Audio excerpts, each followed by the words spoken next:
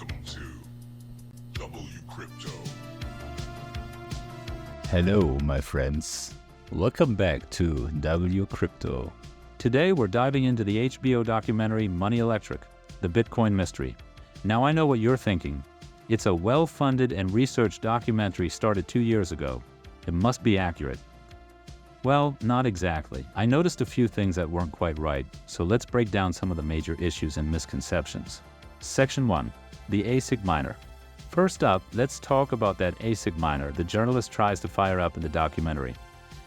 Now, I'm not sure what they were going for here, but they used an old unit, probably an Antminer S9 from 2017. Here's the thing, these machines are loud. We're talking about 85 decibels of noise. That's like standing next to a chainsaw. But in the documentary, it looks like they're trying to power it up in a room that's eerily quiet. And, surprise, surprise, the electricity even went off. It was all just for show. These machines are industrial level. They're not just for a quiet demo. Section 2.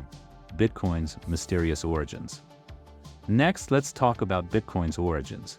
They jump straight from 2009, the creation of Bitcoin, to El Salvador adopting it in 2021, as if there's some big mystery in between. But here's the deal. The Bitcoin code is open source. It's not some grand enigma that only a few people can understand. It's visible for everyone. Satoshi made it available for the world to see from the get-go. So no, it's not some mysterious thing only the elite can understand. Section 3. Genesis Block Misinterpretation.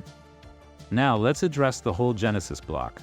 They mention the infamous chancellor on the brink of a second bailout line and claim it was a subtle declaration of war against the financial powers of the world. But that's not it at all. The reason that text was there wasn't to make some grand political statement. It was there to prove Bitcoin wasn't pre-mined. Satoshi wanted to show that Bitcoin's first block was created in real time. It was a fair launch. Section 4. Bitcoin's future. They also mention that Bitcoin will run out in 2140, which is technically true, but the documentary misses a huge point. Even when the last Bitcoin is mined, miners will still be paid. How? With transaction fees. The transfer of Bitcoin from one person to another will continue to pay miners, keeping the system secure long after the last block is mined. Section 5. The Bitcoin Talk Forum. Here's another one. They claim that Satoshi created the Bitcoin Talk forum. Wrong. Before Bitcoin Talk, Satoshi used a SourceForge forum that is now lost. It was only after that forum became impractical that it moved to the Bitcoin Talk forum we know today. Satoshi didn't create Bitcoin Talk. He was part of it, yes, but he didn't build it from scratch or hosted it. Section 6.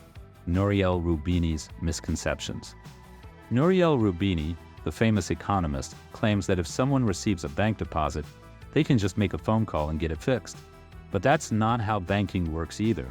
Once money is routed or falsely deposited, reversing or recovering it can be extremely difficult and often involves complicated processes.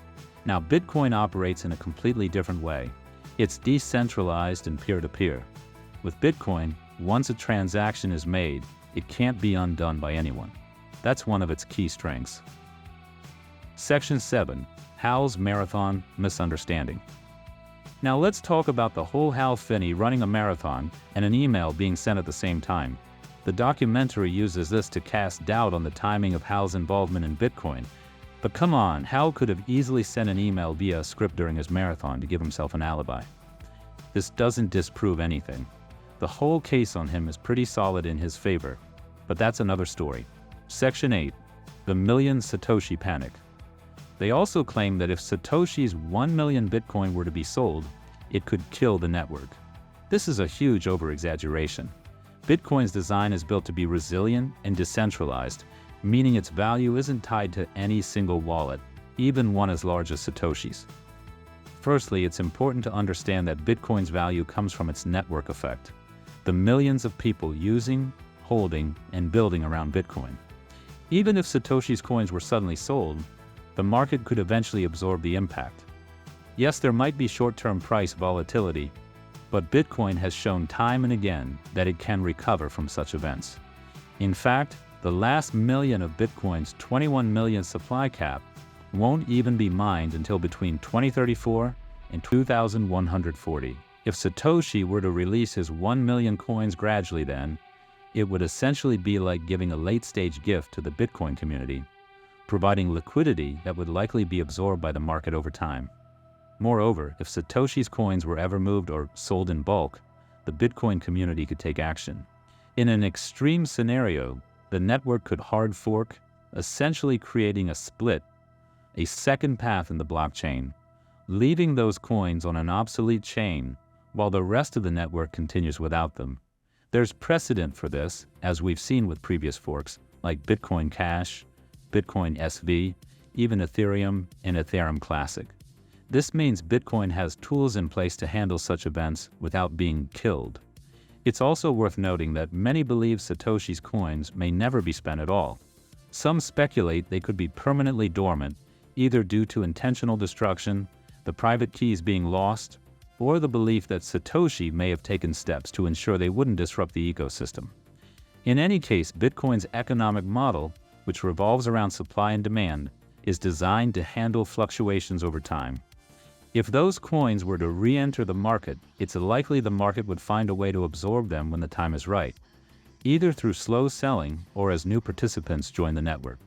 The system's flexibility is part of what makes Bitcoin so resilient in the long run. Section 9.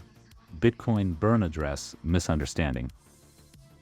Another point they bring up is the idea that Satoshi could have burned his coins to make them inaccessible. But the first known burn address didn't exist until 2011. The concept wasn't really existing in 2009. And even if he had the theoretical knowledge to send it into a random address, in the grand scheme of things, it really doesn't matter. Section 10. Bitcoin Maximalism Misrepresented. Finally, let's talk about this whole Bitcoin maximalist narrative. The documentary presents Bitcoin maximalists like some sort of religious cult. But let's clear this up. The term Bitcoin maximalist was originally coined as a derogatory term by Vitalik Buterin, co-creator of Ethereum, which, let's be honest, is the biggest shitcoin, in the word of Satan, the mother of all shitcoins, out there.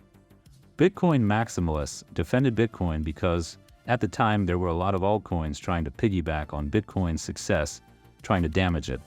They were just drawing a line in the sand, and hence are a bit rough around the edges.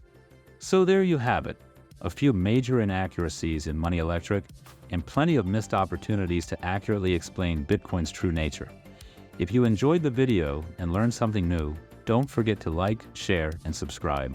And as always, don't trust, verify, even documentaries. And see you in the next one.